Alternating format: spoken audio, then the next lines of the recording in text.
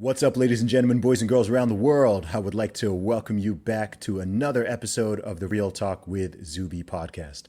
Now, on today's episode, we have got on a friend of mine. He is based in the south coast of England. He is a fantastic artist, and this is the one and only Adam Brimson. Welcome to the show. Thank you for having me, Zuby. Thank you. No doubt, bro. Happy to have you on, man. How is everything going? We haven't spoken for a while. No, all good. I am a full-time artist now, so I think maybe the last time we met, I still had a job. That's probably been what three years now, I think. Yeah, now it's 2023. So 2020. Since we saw each other in person, I mean, we've spoken online, but yeah. Oh, that's congratulations. It. Yeah. Thank you. That's it awesome. It was the direction that I was going in, but the way the world kind of went, it helped me along a little bit. So I took the good with the bad. I hear that, man. You got to in this life. So for people who don't know you, Adam, and are not familiar with your work, tell them a little bit about yourself. Yeah. So I'm an artist. I paint. I do like traditional painting in acrylics. I do a bit of drawing, illustration, sketches, and I'm also kind of like a crazy right-wing conspiracy extremist like now. Self-proclaimed. Fair enough, man. Yeah. Okay, man. Well, let's rewind a little bit back, man. Tell me a little bit about your growing up. Tell me about your life story. So yeah, I've always been into art. That was my thing growing up. I was just constantly drawing, like so much so I would kind of fall behind like on other things. Like they had to kind of like step in and be like, you need to like focus on, like the other aspects of school. I always just wanted to draw and do art. As I got older, I kind of had some bad kind of art teachers that kind of like put me off a bit, and it wasn't until say probably about 5 maybe 6 years ago now that I really got into painting, and I was just trying to find my way with it. I hear that, man. And where did you grow up? Southampton. So Okay. I've been here like I'm a local boy. Born and raised. Yeah. Okay, man. And tell me about the transition of you going from doing art part-time to the recent transition to doing it full-time. I mean, over the last 3 years, we've lived through 30 years of humanity in the past 3 years, which, people are trying to pretend didn't happen now. But we both know that we've lived through a very bizarre time, not just locally, not just nationally, but internationally. And there have been a lot of shifts in people's personal and professional lives. So tell me what it's been like over the last, let's go back about 5 years once you started getting back into art and drawing, and tell me the story from there. Yeah. So I was kind of like trying to get back into art. It was like my little kind of release. And people would always say, "Oh, you should do that. You should sell like your work." And it's a difficult thing. It's one thing people saying, "Oh, you should sell your work." It's another thing to actually find like a way to do that. The same as any creative, kind of you start from about like the people that are close to you are not the people that are going to be your customers generally. Mm-hmm. So you have to like branch out. My sort of political kind of outlook and my art kind of began to cross.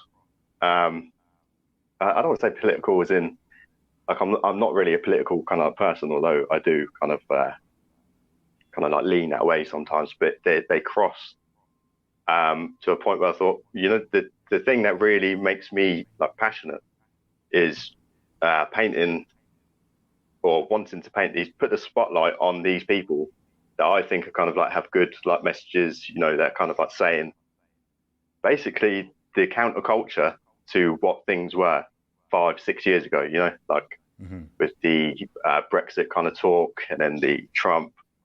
Um, and that was kind of like, I wanted to put a spotlight there because it was in the mainstream media, it was, uh, demonized and, these people are kind of like this and that.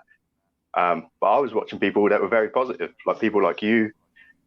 Um, and not to say that you kind of like, that you're either side of one of those things, but you had that counterculture like message, right? And that was like my goal really.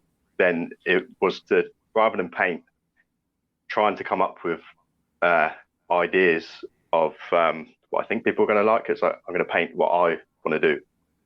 These are people that I think are interesting, have interesting things. I want to put my own like spotlight. Not to say that I have like, I had loads of people at the time. I had no like followers at the time, but it was like that was the thing that I want to do. It and it kind of like paid off really for That's me. awesome, man. Walk me through the process of taking this full time because you did a painting of me in 20 2019, end of 2019, 2019, I want to yeah, say. Yeah, summer, 2019. summer to it. Hmm. It was just before, it's one of these like funny things because it was just before you went on to Joe Rogan. I remember when you came to collect the painting, he was telling me Hmm. about that, and it was, you were just kind of like, hitting your new kind of like trajectory. You just like from there, you've gone on, and so it was that 2019 for me was a very pivotal year. It is kind of where I made the decision to kind of like, this is one of what I want to do. This is like the plan that I had, the vision that I have.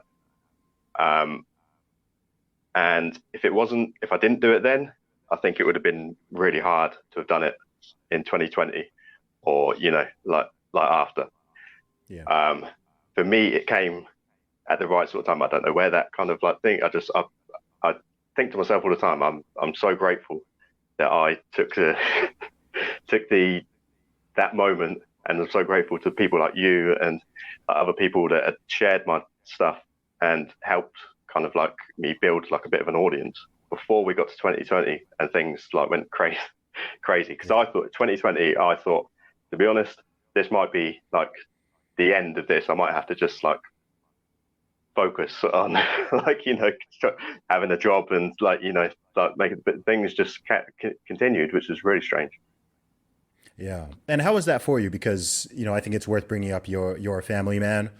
Yeah, You've got kids, so of course there's that additional pressure of provision, right? Not just for yeah, yourself, but for others. You have dependents.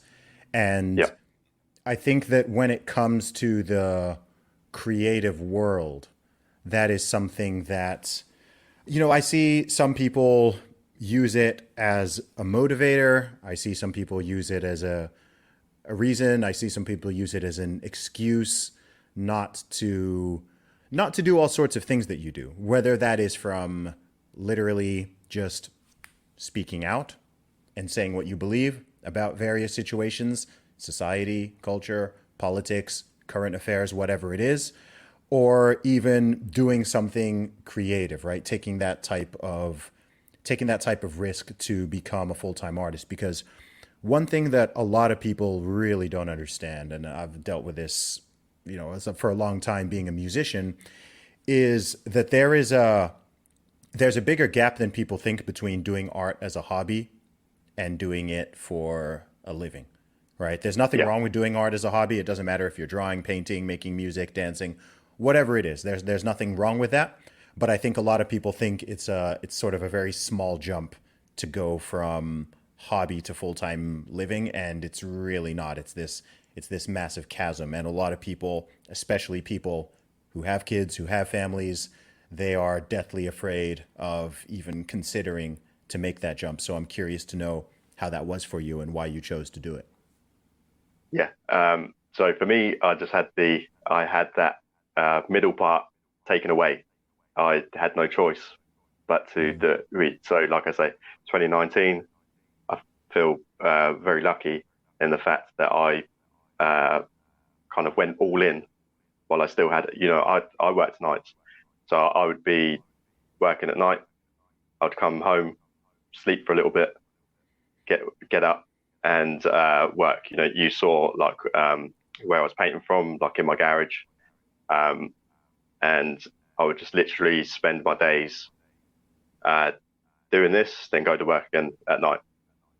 Um, when everything went how it did in 2020, when we got to lockdowns, I did think that it might be the end of that.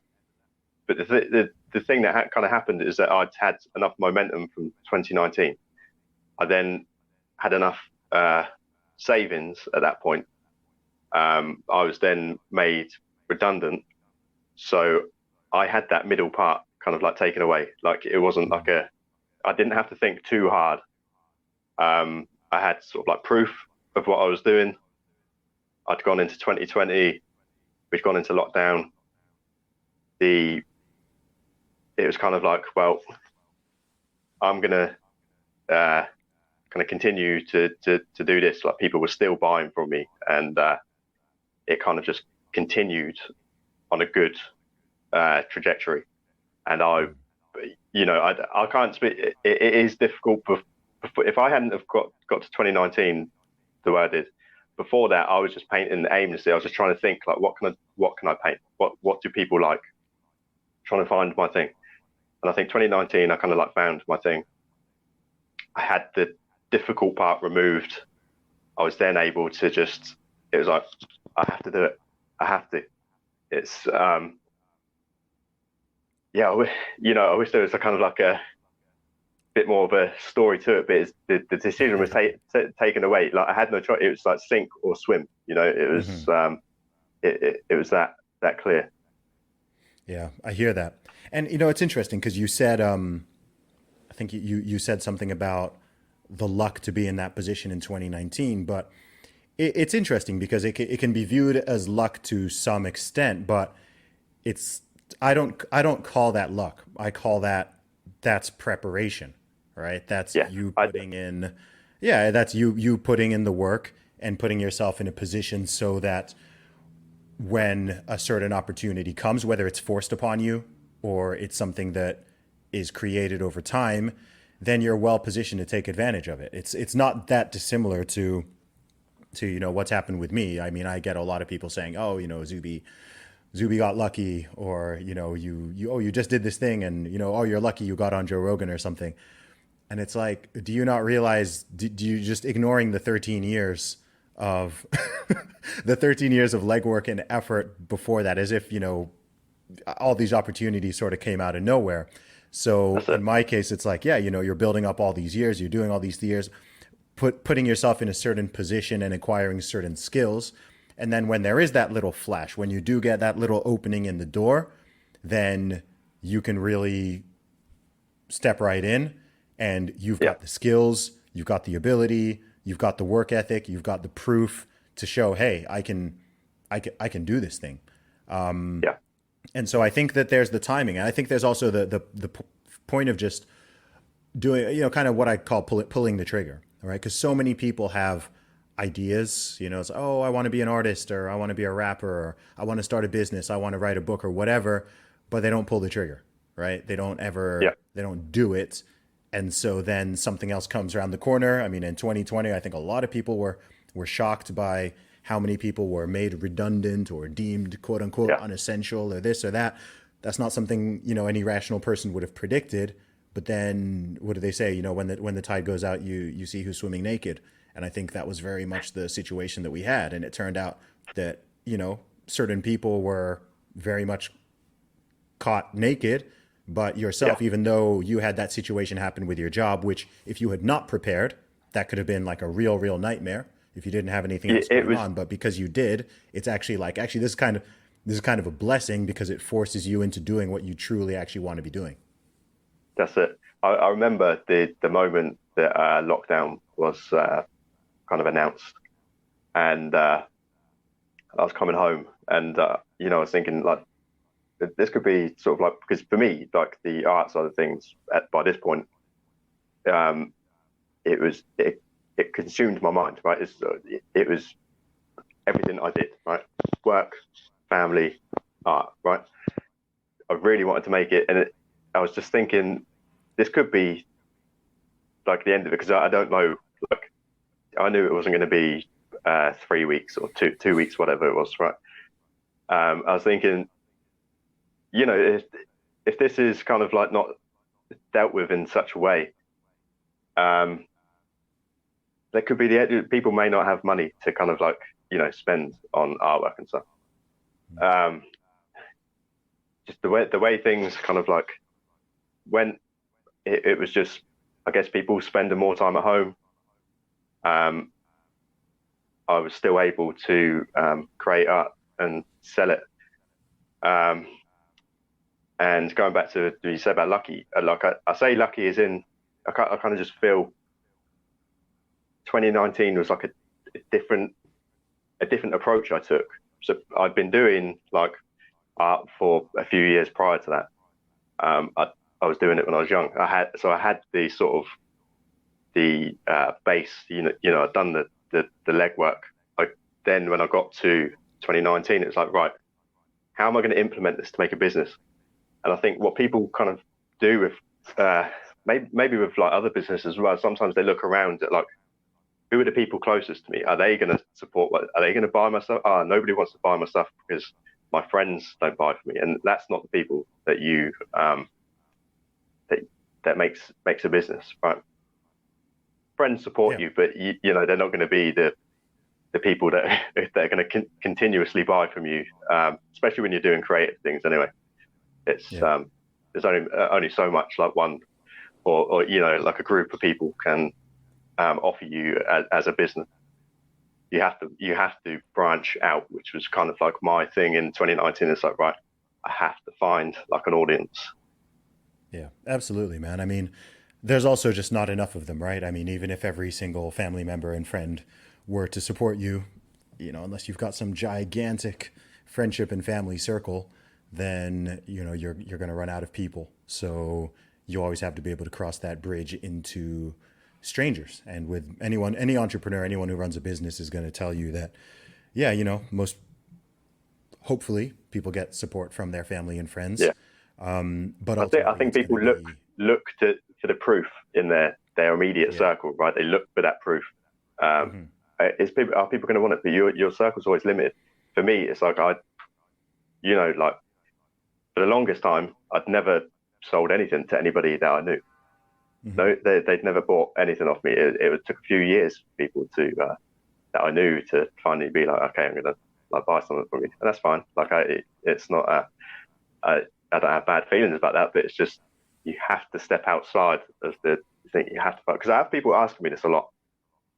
Like how can I get like a audience of people? I have almost 10,000 followers on Twitter, right? Twitter is very powerful, by the way. It is it's the best social media platform, even for artists.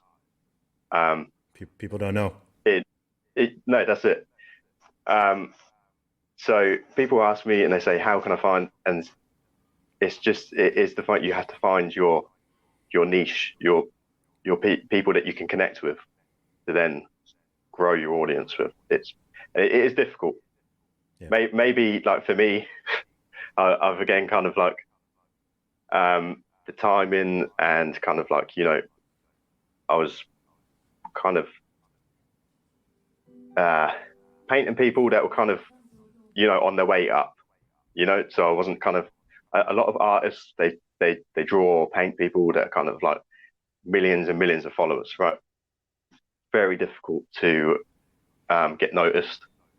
If you're doing portraits of them and things like that. Aim for kind of like people that are on their way. That's a good way, because you build relationships as well. Absolutely, man. And in terms of the content of your artwork and even a lot of the things that you talk about, you've brought up the word countercultural a few times. So when you say countercultural, what do you mean by that? Everything that's opposite to what we're getting in the mainstream media right now. It often referred to as like the clown world. People that you say it all the time. Like if you said these things like 10 years ago, no one would ever like uh, bat an eyelid.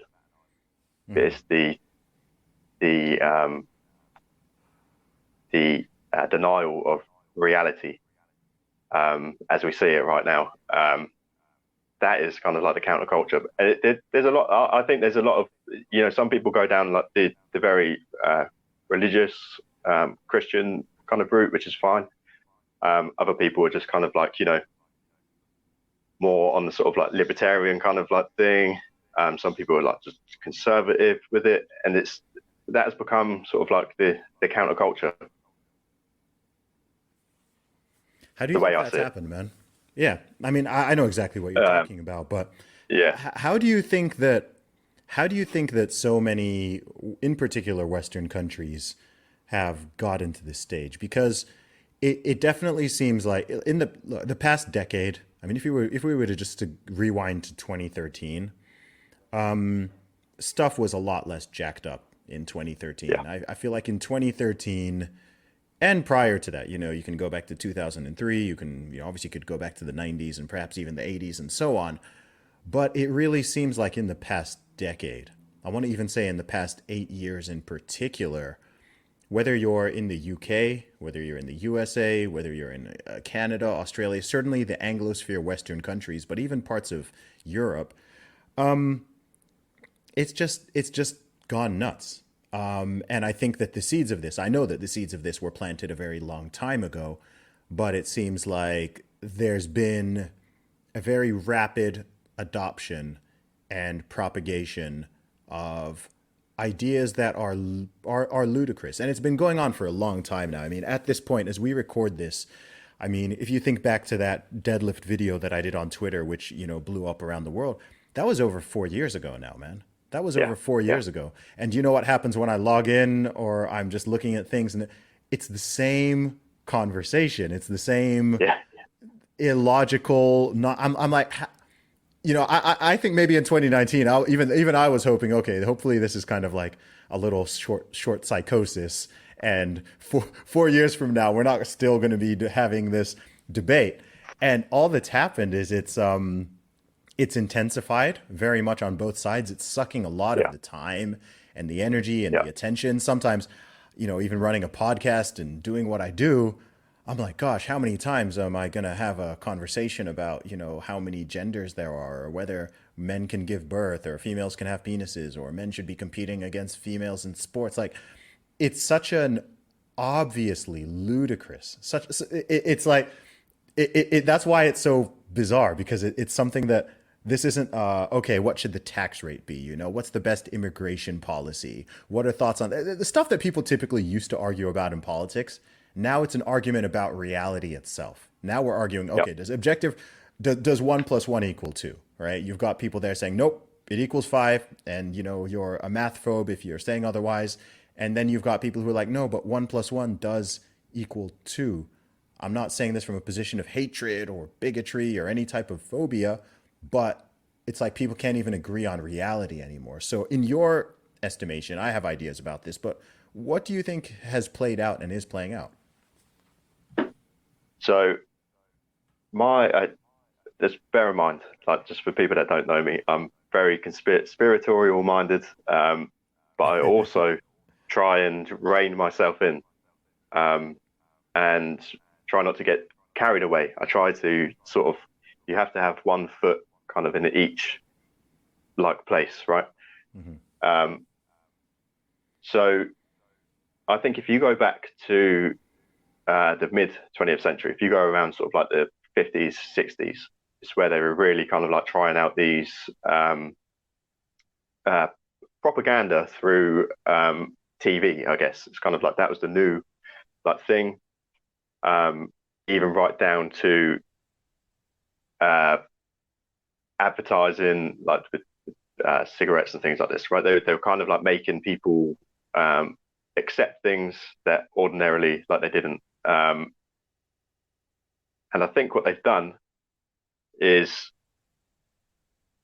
this is kind of uh, as we've had things like Hollywood and the movies, and now we get to a place where we have Netflix and all of these um,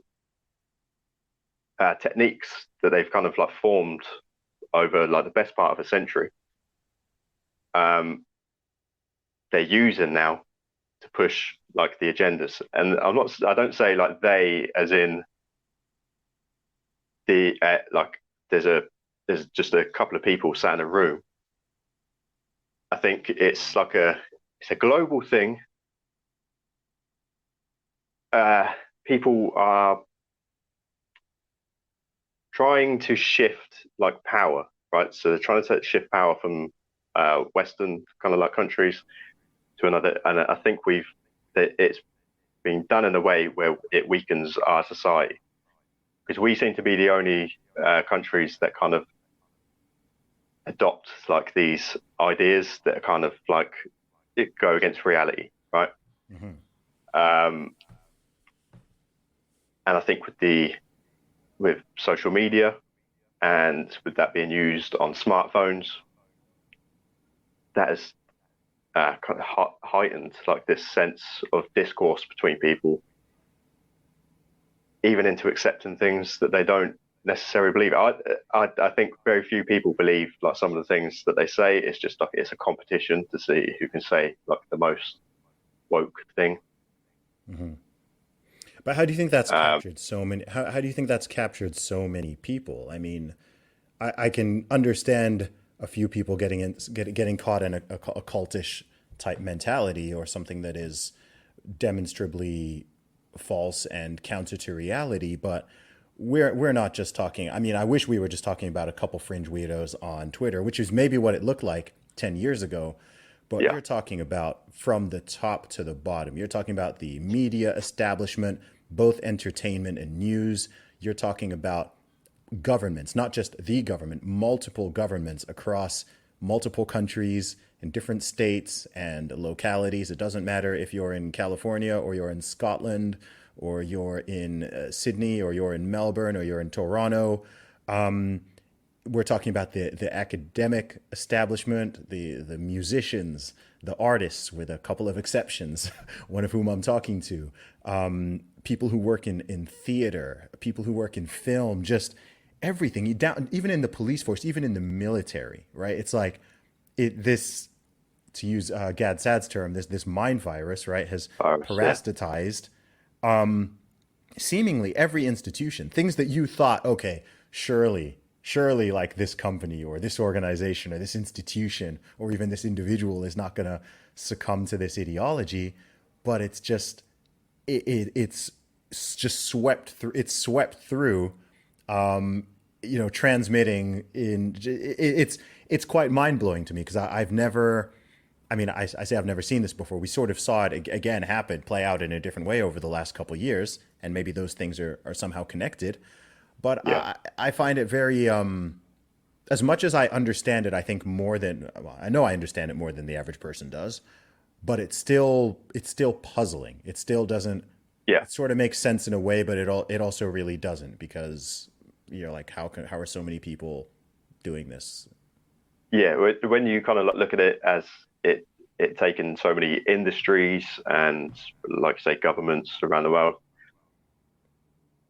it does make you scratch your head and kind of think like how are so many people? But I think it's been this slow burn um, of. I mean, I didn't really experience this at school. I don't know if you did. I think we're a similar age. For me, there was none of this kind of stuff Hmm. when I left school.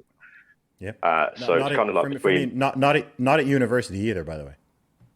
So okay, so we're probably going sort of like 2000, late 2007. 2007. Yep. So from that point, it is kind of it's been exaggerated. It's kind of exponentially grown, and I think it is coming from schools, uh, from the education system in some part, because you have to have younger generation, you got to think they're going through their teens, and it can be a confusing time for people. If you get those people to kind of like question reality rather than like accept like truth, then those people are going to go into the workforce with those ideologies, right? And I think when we see the social media sites kind of really helped this stuff along for the best part of this last decade, I think. It helped kind of like spread these things. And by the time you get to things like media organizations, we see it with the FA, kind of jumping on to like brands, the organizations, so to say, as like brands. And they kind of like, it's everywhere you go. You turn on the TV, it's there. A lot of people, I think, just accept it as like an innocent thing. Oh, they're just, they're just standing up for these people, right? And they don't really think too much further about it. Maybe they don't know, maybe they don't care. But I think when you kind of see like the intentions behind like these things, you feel like you have to say something. Somebody has to be the counterculture to it to kind of like make people realize where this is going. Yeah, it's a very funny thing, man, and it's interesting, because you said you touched on how this is primarily, or at least initially, affecting Western nations and especially the Anglosphere ones. But the thing about it is, as well, is I think I have heard people suggest that this is some type of foreign, super deep foreign psyop that's coming from China or another Western competitor or something, and that they've kind of planted the seeds. But the truth is, if you look at the roots of woke ideology, it all stems from Europe. It all stems from these French intellectuals and postmodernists, and Marxist theory, of course, stems from Europe, and so on. And if you look at the people who are propagating these ideas and writing the books and teaching the children or whatever, I mean, it's coming from the West. It's this sort of self-destructive thing. I think it makes people kind of feel some comfort, especially more, I don't know, I think more right-leaning, more conservative people. I think it makes people feel this kind of comfort that, the United States of America is being attacked and subverted by these foreign powers, and, the UK is being subverted. And no one can prove any of that, right? But if you look at it, it's like, well, it's coming from within, and it's attacking within, right? China, it can just sit back and watch and laugh. Like Vladimir Putin can just sit there and watch and laugh. Like, maybe they have some agents that are stirring the pot a little bit, but I'm like, I'm not. I think this is internal. It's very internal. It is internal, but I do think there is outside influence, because I think they have things to gain from that, and I think that is just that is the way the world kind of works to some extent. Is that when you say foreign influence, do you mean another nation, or are you talking about World Economic Forum globalist types? Both. Okay. I think people really oversimplify things. That is on like we're talking about 8 billion people in the world, possibly, right? And I think this is where I kind of like start to kind of segue from conspiracy theorists, is that a lot of people in that kind of like in that area make this a sort of like they are doing something, but there's these people that control everything, which means there's no there's no room for anybody to kind of like stray from it, because if somebody starts doing something different, it's because they are controlled opposition, right? That's how it's meant to go. Everything's meant to be this way, right? Which means there's no hope, right? There's no. How do you ever get out of that kind of thing? I think the world is very complex. I think there are people. There's obviously like the World Economic Forum, and they are influencing. We know that. We can see that they're within our governments, like we just know there's people that are operating there, and not just our governments, like other industries as well. And I think Hollywood has investment from China, and you've seen things like the TikTok kind of thing. Apparently, it's very different in China than it is in the UK Hmm. or in the US. So these things are foreign influences that are stirring the pot. I think they're stirring the We, pot, it, but I think the ingredients were put in by people within our own countries. All these ideas, all the woke ideas, these are not Chinese ideas. These are not oh, Russian no, no, ideas. These no, are but very, they're very, yeah. they can be people. If you was an opportunist, you would say, okay, they are doing. Look at Oh the yeah. crazy stuff that they're starting to like brew, right? Yes. We can capitalize on this. So that's kind of like Okay. the point I'm trying to make there, right? Yeah, yeah. Is that we can't as ourselves we can't we are solely responsible like for ourselves. So it would be ridiculous to kind of say like they're making us do this. Like we're Yeah. kind of choosing to like follow like these. Or I say we, but like, as a society, we go in that direction, right? So you're talking sort of the ideas that come from us, but like you say, it was a fringe like kind of thing, right? Hmm. Does it because times have been so good here? I think there's probably sort of like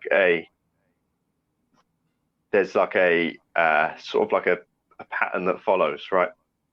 When you have it so good, eventually it allows room for like these other kind of like schools of thought, and they might be in the minority kind of like thing, but over time it just progresses into this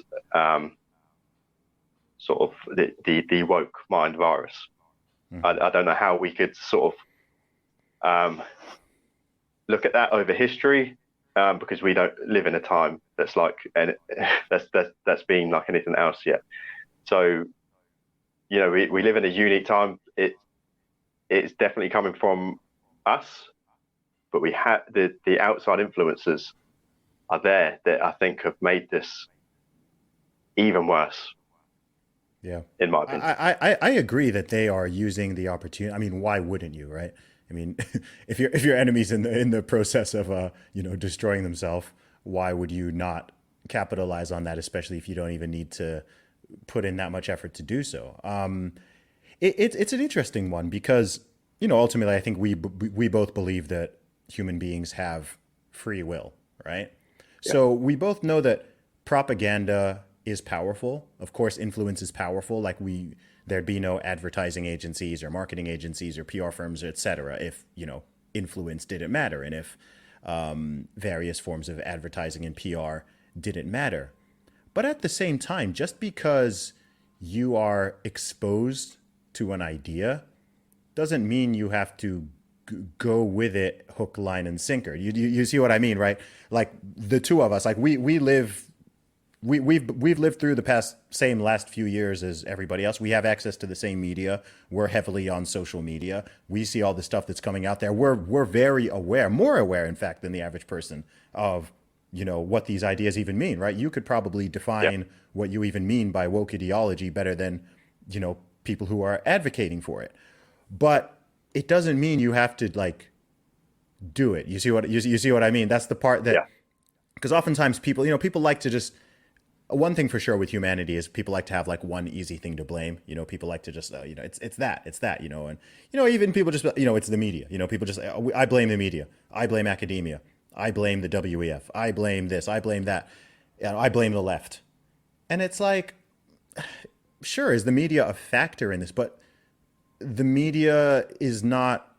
I mean, unless you are literally an NPC, the media does not have a direct access into your brain and nervous system and movements, right? If the news says something and it doesn't add up to you or it doesn't make sense, you're like, okay, I heard this thing, but it doesn't make sense, right? So when people kind of just want to blame those things, I think it's kind of it's a bit of a cope to me. I think it's very lazy because it makes it seem like they have so. I think it's giving them too much credit. Actually, I think it's giving Yeah. the media so much credit that like they can literally just say something and immediately everyone would just. And we've actually seen proof that this is not the case because we've seen times when they try to, when they try to psyop us, right? Remember when they try to scare everyone with monkeypox or with murder hornets, or even, like they've had multiple things that they've tried to freak people out with, and it hasn't Yeah. worked. But then some of them, it does, it hits, and then they double down and triple down and go super hard and propagate the problem. But yeah, I don't know. I guess ultimately, with the way I view the world and the way I view individual adults, I'm always like, look, ultimately, it comes down to you. Like, you control your words, you control your actions. If I go out and start saying or doing certain things, I can't just be like, oh, well, the media encouraged me to. It's like, what? Like, that's not a good excuse, right? When you had people, disowning their family members or breaking down their friendship groups or whatever because somebody didn't want to get a shot in the arm. And you can't just be like, oh, well, the media told me this, or, it's like, bro, that's not a good excuse. Like, the media said all sorts of things. Like, not every billion person on the world got psyoped into becoming, a complete jerk and anti-human person. So, if you are that susceptible to it, I'm also like, well, that's your bad. You should be able to see through the propaganda and be a bit more discerning. Yeah, it is interesting because I know people that have generally, for most of their life, they don't trust the government, right? Mm-hmm. But they trusted them in 2020, and it's that's interesting to me because it's kind of like you don't trust the government for it's always like they don't care about us, but blah blah blah. Mm-hmm. Now 2020 comes and it was, oh, you believe everything. Oh, they say this. It's we have to do this and it's really strange to witness. I don't know the reason. I don't know. I don't know how like these people can be. The people were easily manipulated, right, in 2020. Yeah. Because when you even look at it, it's just kind of, when you speak about it now, it's just so bizarre that something so like mild managed to do this to a good portion of the world. Like, not everybody followed, but for us, like, I can speak for here. It's like a majority of people followed along. They did exactly the thing. They stood on the little stickers on the floor. They clapped outside on the Thursday at 8. And generally, like, before that, if you'd have told people to do these things, it would be, why would I do it? But now it's like, it's the next thing. And I think the thing you mentioned, like monkeypox and things like that, I just think at the moment the order of the day is, let's just keep like the fear going, right? Just like, we just try it. Monkeypox. Let's just see if like people are going to, like, the media runs with it, right? And then the government's kind of like taking notes, like, are people scared for this? Like, are they gonna? It's just another fear, right? Or war with Russia, fear. Mm-hmm. It's more fear again. Since 2020, we have just been in in a fear state. It is just constant fear from 2020.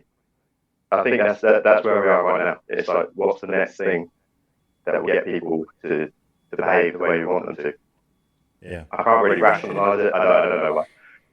Yeah, that's the thing, because when I start talking like this with people, people who are, far more trusting of the government and the media and far less conspiratorial than I, let alone you, the question is always, well, number one, who is they? Number one, who is the people who are doing this?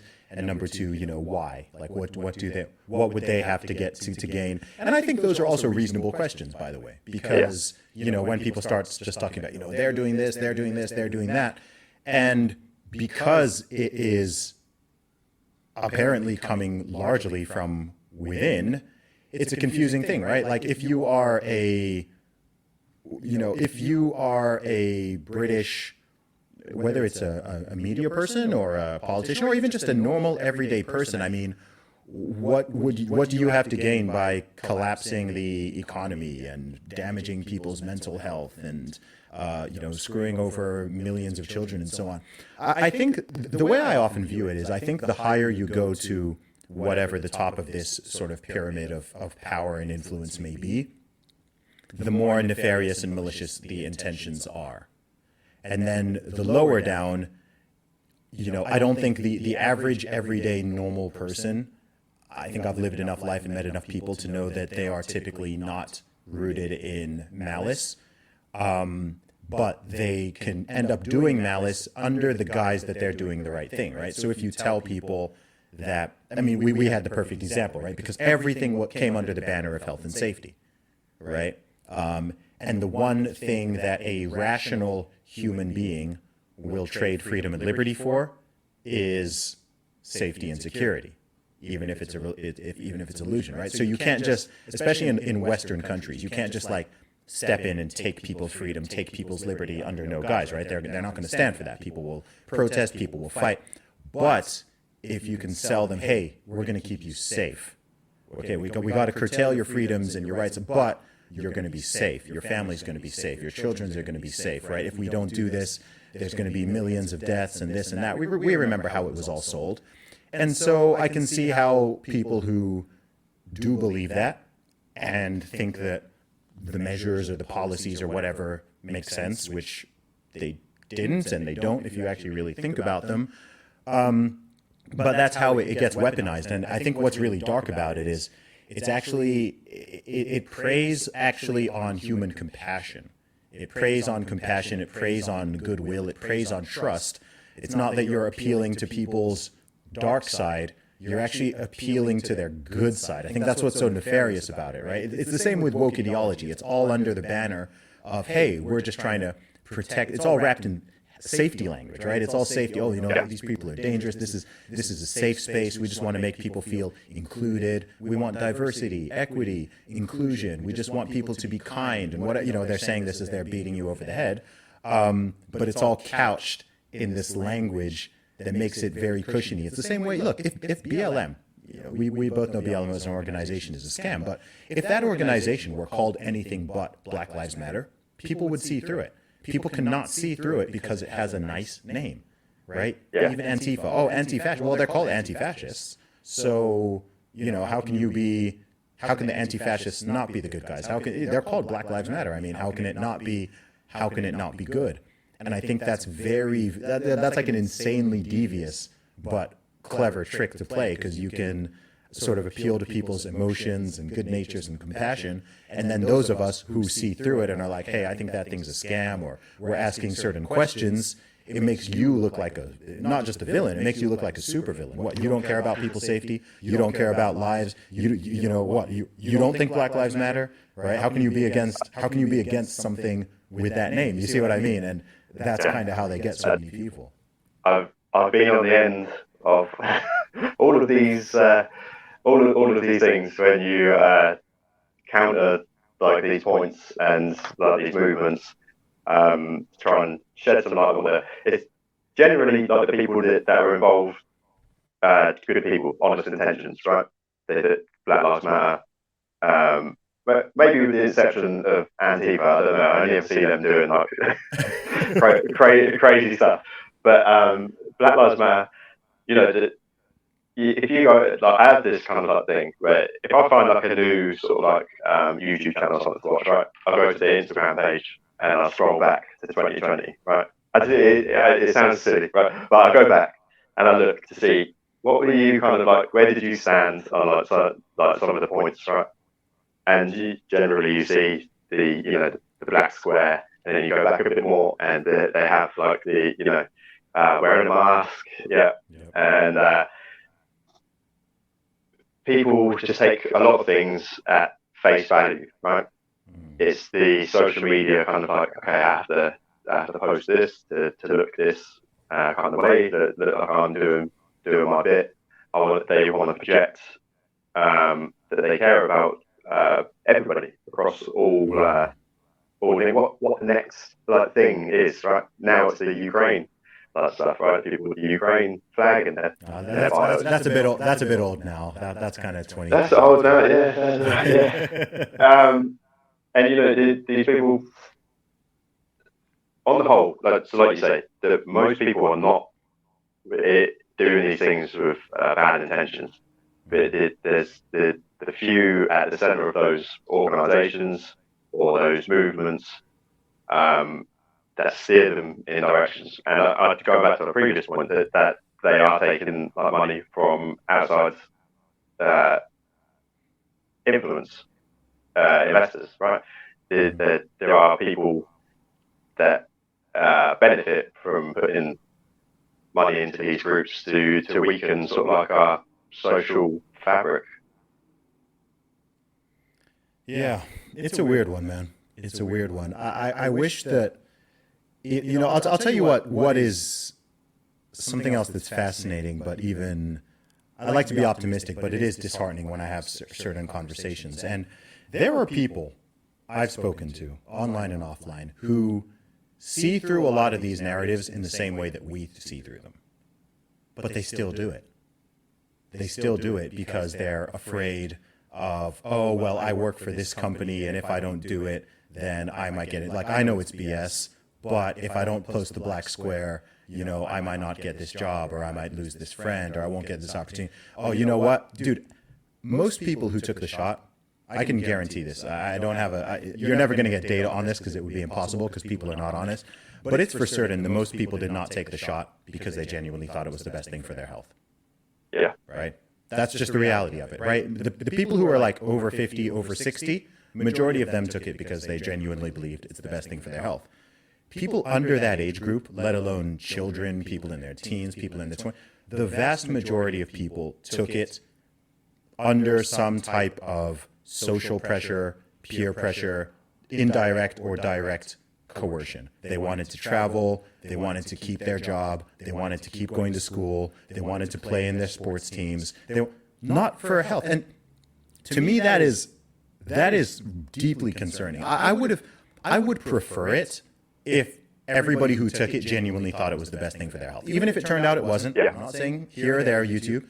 But even if it wasn't, I would much prefer that than to have the majority take it, not because they genuinely thought that, okay, this is the best thing for my health, but because, oh, well, everybody else is doing it, or, oh, because I want to go on holiday, or because, oh, my boss threatened me, or my friend made fun of me, or I've had people who took the shot because, their boyfriend or girlfriend said that they were going to dump them, or what, and I'm just like, I don't know, there's something, I find that quite grotesque. There's something about it that really bugs me. I'm just like, dude, have a backbone. Like, where's your... The frustrating thing, right? So all these people that you're talking about, they don't really believe in it, right? Now, what better of a position would we be in, right? You go back to the end of 2020, right? Mm-hmm.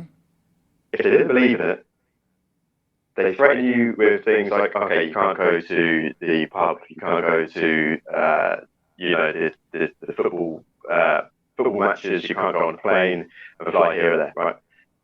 If those same people said, okay, that's fine, I won't do any of those things. Yeah. And I would say 6 months to a year, maybe even less, right? Less. Those restrictions, those, what you want to call them, that they would be reversed quickly. Same with the masks. Because if